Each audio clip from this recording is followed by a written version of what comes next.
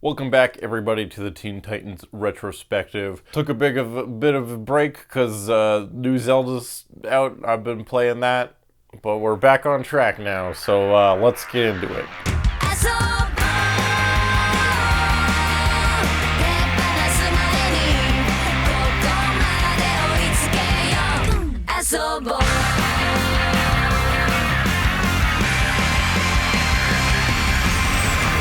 Season 2, Episode 11, Fractured, written by David Slack and directed by Michael Chang. This episode is very weird. Possibly the weirdest we've seen so far, which is saying something for this show. Episode starts off pretty typical. Robin's chasing down this new villain named Johnny Rancid, who has a motorcycle. As far as I can tell, this is an original character to the show. Usually the villains are like at least loosely based on some obscure Teen Titans villain from the comics. Johnny Rancid shares a lot of visual similarities to Lobo, DC villain who also rides around on a motorcycle. So maybe this is supposed to be connected to him somehow. I'm not sure exactly. It could just be it's a bad guy. He's got a motorcycle. That's all you need to know. Robin's chasing him. They go on this bridge, and Robin wipes out and damages his arm. And we cut to the theme song, which is the Japanese theme this week. However, it's a variation on that. The lyrics being sung by a character we'll meet in a moment. And whenever we get to the Teen Titans part of the theme song, this little cartoon Robin rides by. And it's very weird. So the main thing of this episode is that this weird cartoon of Robin appears, who claims to be Robin from another dimension. He calls it Dimension 4 and 9/8, which if you do the conversion would actually be Dimension 5 and 1/8, but I'm pretty sure it's nonsensical on purpose. And he's like this weird cartoon-powered imp who has the same DNA as Robin, but is much goofier. He says his name is Yasarg Kid. Unsure of the pronunciation on that one, which if you'll look closely or pause or can read fast, you'll notice that that is just Dick Grayson spelled backwards. Titans are like, we're just gonna call you Larry. How's that? And he's totally cool with that, so we're calling him Larry from now on. Interestingly, because this guy from another dimension and Robin share the same DNA, and his name is Dick Grayson spelled backwards, that kind of confirms that this is Dick Grayson Robin. And it's one of the only moments in the show that, like, does that. Because again, obviously this is mostly based on the Dick Grayson Robin, but he shares some elements of other versions of Robin. And for the majority of the show, he's just called Robin. But yeah, in this weird, goofy episode that's mostly filler, we kind of get confirmation of Robin's true identity. So that's something. So what the fuck is this guy? Good question. Larry is this show's version of Bat-Mite. Who the fuck is Bat-Mite?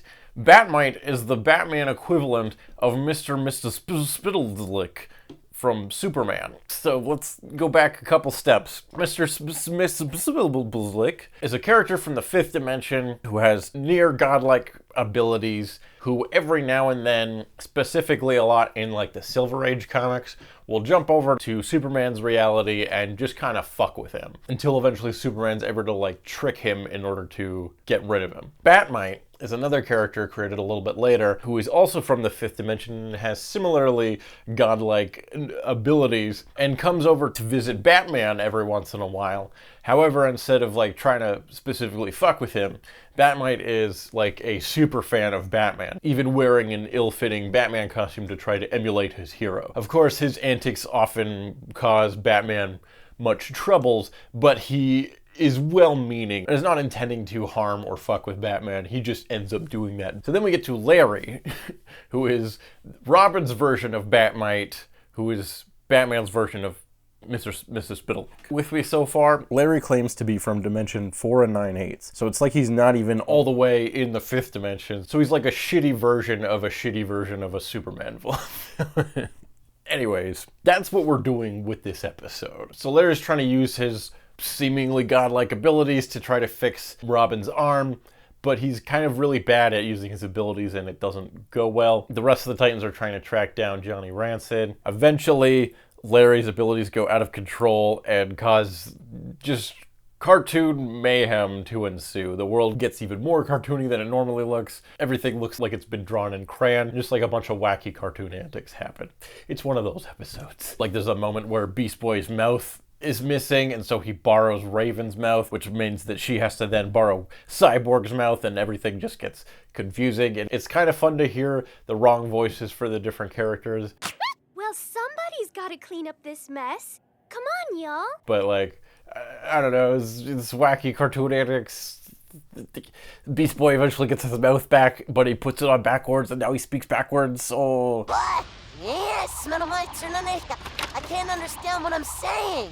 Help! That's part of it. I don't know, man. Eventually, Robin and Larry defeat Johnny Rancid, and Larry manages to revert reality back to normal. That's kind of this episode. Once again, I'd like to reiterate that this is a goofy show with occasional dark and serious moments. I do kind of like the way this episode opens, where it's really dark and rainy and lightning and overly serious in a way that feels a little like self-parody for this show. And then it's like, forget about the serious dark stuff, we're doing goofy shit this week. It's kind of a fun visual contrast for what they're going for. But ultimately, I don't really have a lot to say about this episode. Some of the cartoon antics are pretty fun, and there's some fun, goofy animation. Animation, again, is generally very good in this show. But yeah, kind of a weird episode that feels a little strangely placed, especially since last episode we had a major dramatic episode with the Terra arc, and then next week is our two-part finale. So this feels like a kind of weird left turn for this season. Although pacing-wise, I get why you want to have like a little bit of a break between the major story beats. Terra left the team last episode, so we need to show that a little bit of time has passed before she shows up again. Fine. Still kind of a weird one to place in the middle of one of the more dark storylines in the show, but maybe that was partly intentional as well. I don't have much more to say about this one. I think it's interesting to try to do a weird Bat-Mite reference, but while I kind of liked Larry's antics when I was a little kid, it's comedy that I don't think fully holds up that well as an adult.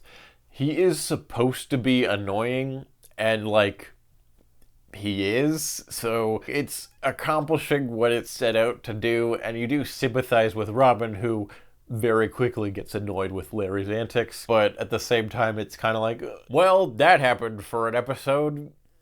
Moving on. I don't think Larry comes back. There could be a reference to him at some point, but I think this might be his only appearance. Johnny Rancid might have like a cameo or something later, but other than that, not a whole lot to this one that is like super important and needs to be watched. But if you want some like weird cartoon antics, maybe check this one out.